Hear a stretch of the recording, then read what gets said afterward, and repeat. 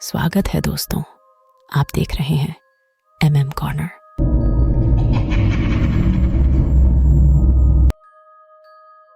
अरे यार, तुम कहाँ ले आए? इस बार तुम पर छोड़ा तो तुम हमें इन टूटे फूटे खंडहरों में ले आए। किला ही देखना था तो कोई ढंग का किला ढूंढते जो कम से कम जर्जर ना होता। अमित किले को देख मुंह बनाता हुआ राजीव से बोला, अच्छे भले किलों में तेरी इच्छा पूरी ना हो पाती। वहां की सिक्योरिटी बड़ी टाइट होती है। बहुत सर्व मार के मैंने इस किले का पता लगाया है, जो भूतिया भी है और जिसमें सिक्योरिटी भी नहीं है। यहां पर हम रात को भी आसानी से घूम सकते हैं। और उससे ज्यादा इंटरेस्टिंग बात बताऊं, कहते हैं यहां हर अमावस्या मौत का तांडव मचता है।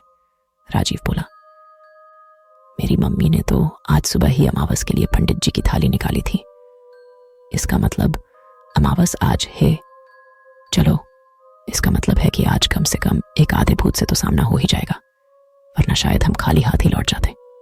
कहकर अमित ने जोर से ठहाका मारकर हंस पड़ा और उसके साथ बाकी सब भी हंस पड़े और सब अंदर चले गए। सबने अपनी अपनी पेंसिल टॉर्च जलाई और उसी के सहारे हर चीज देखने लगे।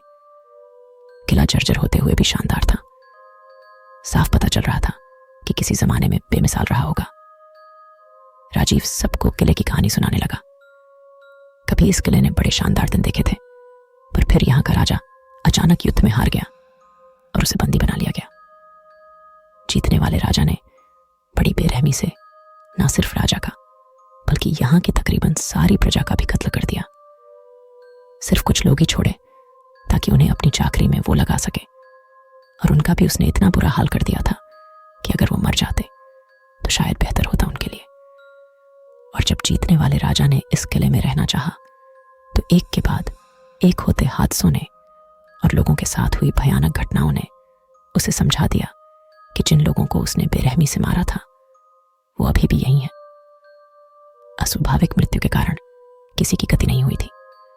डर के मारे राजा ने किला छोड़ने का निश्चय कर लिया, परंतु जाने से पहली रात ही उसके और उसकी पूरी सेना के ऊपर किसी ने आक्रमण कर दिया। आक्रमण बाहर से नहीं हुआ था बल्कि किले के अंदर से ही हुआ था। कहते हैं उस रात इतना शोर मचा था कि सुनने वालों के कान बहरे हो गए थे। राजा और उसके साथियों की चीखें दूर दूर तक सुनाई दे रही थी। वो रात अमावस की रात थी।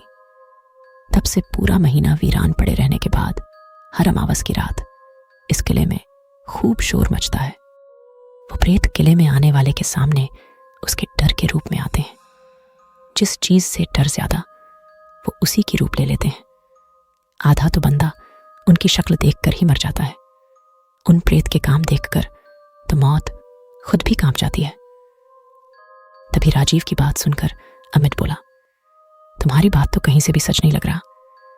यहां तो हवा भी शांत है। वो लोग किले में ही इधर उधर घूमते रहे। तभी उन्हें एक बंद कमरा सा दिखा। जाने किले के अवशेषों के बीच ये कमरा कैसे सही सलामत रह गया। दरवाजे पर सांकल लगी थी और ऊपर से रस्सी लिपटी हुई थी। विनय ने जेब से छोटा सा चाकू निकाला और उससे रस्सी काट दी। जब उसने रस्सी को अच्छे से टार्च की रोशनी में देखा तो वो रस्सी नहीं मौली निकली। विनय ने उसे चाकू के साथ ही अपनी जेब में वापस डाल लिया और कमरे की सांकल खोल दी। तीनों धीरे धीरे उस कमरे में घुसे और टार्च से सब ओर देखने लगे।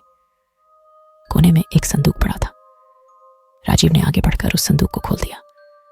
संदूक खोलते ही जोर जोर से चिल्लाने की आवाजें आने लगी। तीनों ने तंग आकर अपने कान उंगलियों से बंद कर दिए, पर शोर फिर भी उनकी बर्दाश्त के बाहर था। तभी राजीव को लगा जैसे उसके ऊपर कीड़े रेंग रहे हों। उसने टार्च अपनी साइड की तो वाकई उसके ऊपर सैकड़ों कीड़े चल रहे थे। वो बहुत बुरी तरह से चिल्लाया और टार्च फेंककर अपने ऊपर से कीड़े हटाने लगा, पर कीड़े तो उसके मांस के अंदर तक घुस चुके थे। दर्द के मारे वो बिलबिलाए जा रहा था और देखते ही देखते कीड़े उसका पूरा शरीर छट कर गए। विनय और अमित तो ये देखकर पागल से हो गए। उन्होंने राजीव की हालत देखकर खूब उल्टियां की। वो उल्टे पांव कमरे से बाहर निकालने लगे, पर वहां कोई दरवाजा ही नहीं था। लेकिन वो तो अंदर आए थे दरवाजे से, लेकिन अभी कहाँ गया दरवाजा। तभी अमित की निगाह जमीन पर गई। राजीव के हाथ से गिरी टार्च में पूरी जमीन सांपों से भरी हुई दिख रही थी। अमित को सांप से बहुत डर लगता था। उसकी टिक्की बंध गई।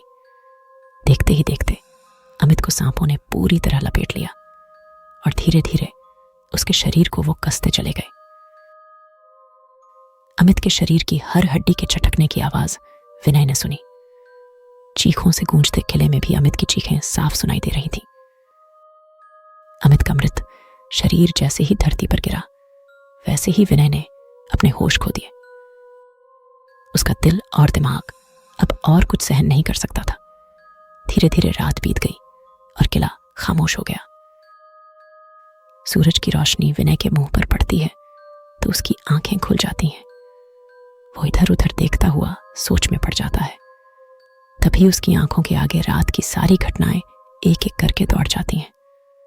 वो डर के मारे खड़ा हो जाता है और दरवाजे से बाहर भागकर किले से बाहर निकल जाता है। उसके निकलते ही वो दरवाजा फिर गायब हो जाता है।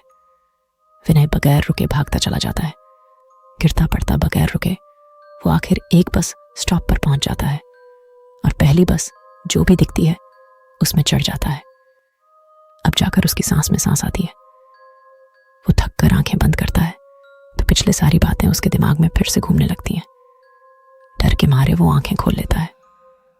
सारी बातों में बस उसे एक ही बात नहीं समझ आती कि आखिर वो बचा तो बचा कैसे।